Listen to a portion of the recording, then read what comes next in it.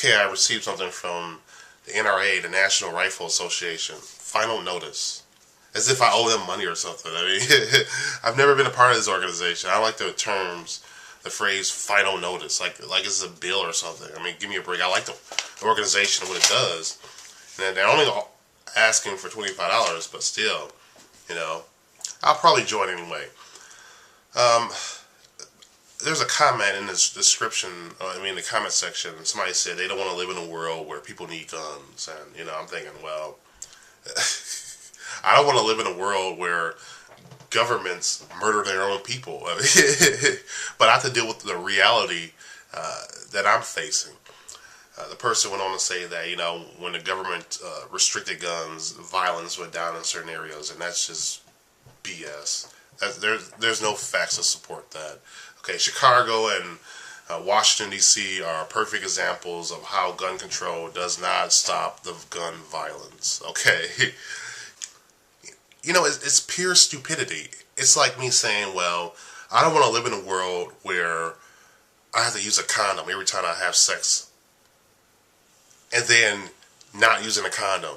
And thinking that, somehow I'm going to be safer because I want to live in a world where you don't need a condom, and I'm just going to not wear a condom because I prefer to live in a world where I don't need a condom. Well, does that eliminate HIV? Does that eliminate any communicable diseases? No.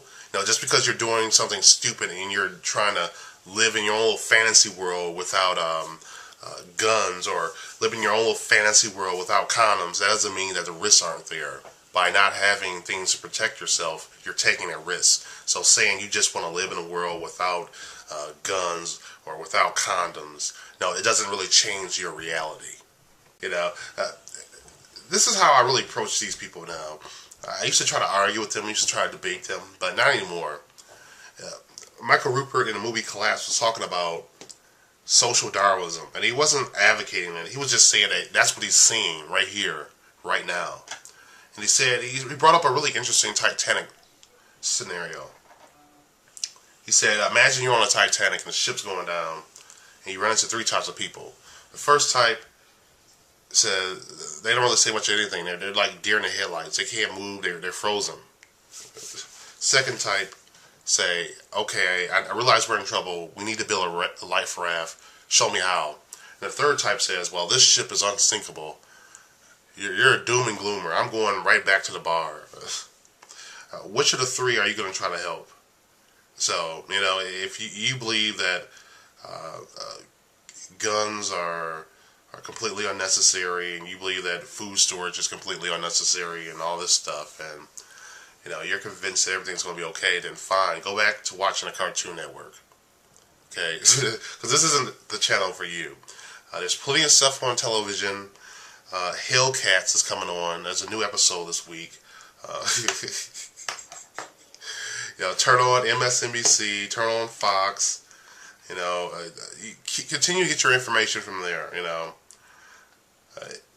I'm not gonna waste my time talking to people who, they say they don't want to live in a world with guns. They don't want to live in a world where people have guns. Well, I don't want to live in a world where there's governments like Nazi Germany, Stalin's Soviet Union. But here's the thing: if you don't want to live in a world where people need guns, then don't worry about it, because you won't have to in a very short period of time. You really won't have to.